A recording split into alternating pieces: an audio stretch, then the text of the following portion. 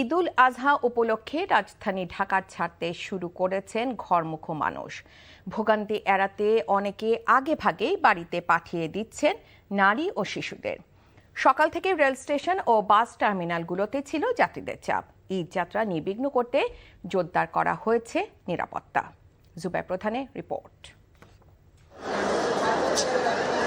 ঈদযাত্রাকে কেন্দ্র করে রাজধানীর কমলাপুর রেল স্টেশনে বাড়ছে ঘরমুখো মানুষের ভিড়। পরিবার পরিজনের সঙ্গে ঈদের আনন্দ ভাগাভাগি করতে আগে ভাগেই ঢাকা ছাড়ছেন নগরবাসী।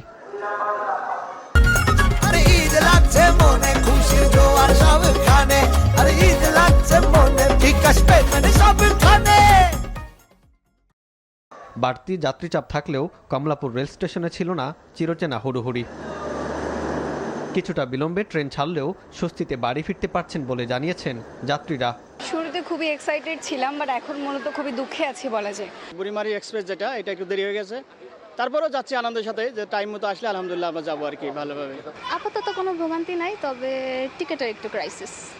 দাদা দাদু কাকা কাকি সবাই আছে এখানে ঈদ করতে আমার ভালো লাগে অনেক। এদিন সকালে কমলাপুর রেল স্টেশন পরিদর্শনে গিয়ে সড়ক পরিবহন ও সেতুমন্ত্রী শেখ রবিউল আলম বলেন, এবছর ঈদুল আজহায় প্রতিদিন রেলযুগে 40,000-এর বেশি যাত্রী দেশের নানা গন্তব্যে যেতে পারবে। এবারের ঈদযাত্রা স্বস্তির হবে জানিয়ে মন্ত্রী বলেন, শিডিউল বিপর্যয় রোধে কাজ করছে সরকার। এরকম একটা ব্যবস্থার মধ্যে যা আছে তাই নিয়ে আমরা চেষ্টা করছি। আমি মনে করছি স্বস্তি হবে।